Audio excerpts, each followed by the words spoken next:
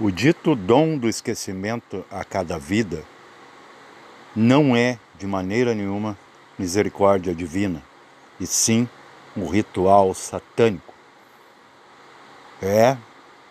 Você nunca vai desconfiar disso, porque você está dopado pelo esquema, né, desse Deus, a turma do Javé, o Deus bíblico, que lida apenas com evolução, não elevação, porque isso não interessa.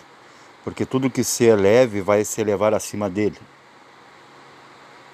no patamar do Deus real, que inclusive foi criador deste.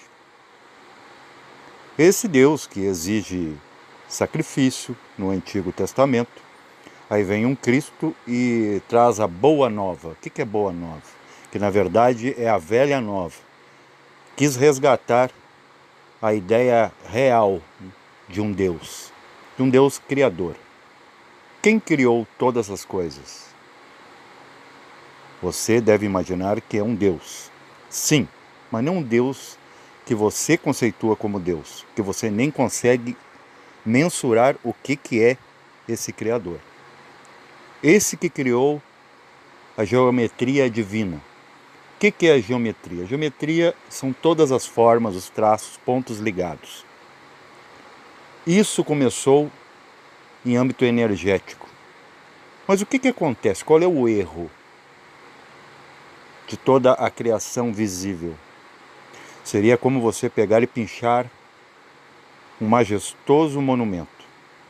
Ou sabe quando a gente tem crianças em casa, você que tem filhos, se não tiver, você já ouviu falar, que as crianças fazem aquela bagunça, né? Tudo nos exageros. Se deixar uma criança, por exemplo, encher um copo, ele vai fazer o leite transbordar, vai botar toda a embalagem do achocolatado e o açúcar a fuzel. A criança não sabe o que está fazendo. Mas você imagina essa criança, ela ser sequestrada já na infância, em muita tenridade, né? Ela nasceu, ela não sabe distinguir pessoas, rostos. O que dá para fazer com uma criança nesse aspecto? Você coloca o nome que você quiser e você a coloca onde quiser. É um rapto, pode ter certeza, que é o que aconteceu com nós todos. Porque se eu apago a sua memória e lhe coloco onde eu quero, eu faço o que eu quiser com você. Tem muitos casos na vida cotidiana, aí, vida que a gente chama de real, entre aspas, e também na cinematografia. Eu não gosto muito de falar das obras cinematográficas, porque tem gente que se opõe. Eu sou muito consciente, eu não assisto TV. Mas você assiste uma TV muito mais sem graça no dia a dia. Por exemplo, tem o filme MIB. O MIB, as pessoas finalmente, descobrem que sim, existem outros mundos e existem outros seres habitando esses mundos, que estão aí de Varde. Por que tanta coisa para ninguém, usufruir? Aí o pessoal lá meio que fanático pela crença imposta, eles estranham aquilo que não é parecido com eles. Aí vem uns cidadãos de preto e olhe para a luz. Pum! E apaga a memória deles, eles seguem a vidinha robótica deles como se nunca tivesse acontecido o fato. Temos também o filme Poltergeist, que é uma piada, quando dizem para Caroline, você que é mais antigo deve lembrar, vá para a luz, Caroline. Mas aonde Caroline para cada vez que ela olha para a luz, ela para de novo dentro do seu quarto, dentro da sua prisão condicionada, junto com a família, uma família fictícia. Então é como se a gente fosse comparar também briga de galos. Tu vê que a gente está sempre brigando, todo mundo é cheio da razão.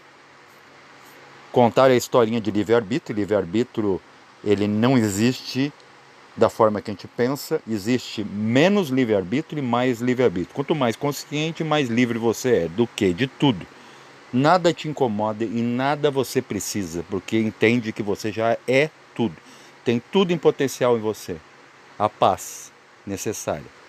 Você só fica em paz quando você tem certeza que você faz parte de uma coisa maior do que qualquer guerrinha aqui. E tem muitos outros exemplos, por exemplo, de sequestradores que doparam meninas muito jovens, né, e colocaram na cabeça dela que você tem o nome X e você é minha esposa. Acontece também com esses, né, que é o roubo, infância roubada, de alguém vai no hospital e rouba um bebê e faz ela acreditar que você é pai, que você é a única família daquela pessoa, até um dia ela despertar para você descobrir que ela não é e nunca foi, né, um rabicho genético seu. E se você prestar atenção, nós estamos no mesmo nível. E por a gente ter esquecido tudo, viver dopado por uma ideia, né, de um Deus que não é absoluto, que te cobra, por exemplo, o sangue já foi moeda de troca. O próprio Cristo teve que sangrar por nós. E Cristo ainda tem uma coisa que é fora, né, de toda essa palhaçada, que apesar dele não ser filho biológico do José, que era descendente de Davi, a Maria, quando recebeu o dito Espírito Santo, ela concebeu o ato. Ela simplesmente aceitou por livre e espontânea vontade. Aí o livre-arbítrio de Maria apareceu como o livre-arbítrio real de um Cristo que ele preferiu se sacrificar na cruz do que usar seus superpoderes segundo, né, o seu pseudo-pai, seu pai falso, dizia. Né? Se você, com todo esse poder, você pode sair daí. E Jesus ainda pediu para esse... Como é que tu vai pedir para um pai, né, o teu pai real, que te livre de alguma coisa? É lógico que livraria. Mas Jesus, sabendo a intenção, né, desse Deus carniceiro que gosta de sangue e gosta de sofrimento, porque ele mesmo sofre, ele mesmo mergulhou dentro da sua própria criação. É como se o pintor caísse dentro de um tonel de tinta e ele acredita que ele é aquilo ali, e ali ele sufoca e entra em Paranishipana. Ele acaba entrando em coma. E como é que fica as criaturas? Né? Ele fica dando uns comandos como se fosse, né, um vírus que vai entrando em cada genética disso aqui que ninguém é. Mas todo mundo acredita que sim. Aí você acredita que ter seu carro, você pode ganhar todas as gatinhas, que você, né, vai estar numa vida mais cômoda, né, que é uma baita de uma farsa, a própria medicina sabe. Nós deixamos de caminhar, de se mover, né, tudo a gente faz dentro dessas caixinhas de lata, como dizia, né, uma lenda aí sobre sirianos que tiveram por aqui e acharam muito estranho, que coisa engraçada essas coisinhas com 4 rodas, né? Sendo que eles já, por si próprio, seu próprio veículo de alma, já se desloca para todo lugar há muito tempo, muito antes de nós começar a engatinhar por aqui. Aí tu vai começar a acreditar, né, que aí um conta a mentirinha para o outro, começa a se tornar uma verdade, uma grande mentira que se torna uma grande verdade, que tu pode colocar o teu dedo na cara do outro, tu pode ameaçar, tu pode entrar dentro da casa dos outros, tu pode, né, pedalar o portão, pode pedalar a porta, que todo mundo tu intimida. Por quê? Porque tu exatamente é um produtinho, né, um robozinho desse Deus que exige sacrifício, e se tu, né, sacrifício em todos os aspectos, inclusive tu tem que sofrer para né, evoluir, que eu chamo de devoluir, né, devolver ao tempo. E até gostaria de colocar uma frase que esses dias eu coloquei numa música, Devolution, né, porque realmente é voltar a ser um devil, um demon, ou daemon. Aí você acredita, porque ele também acredita que se você não concordar com ele, não o seguir, ele vai te punir.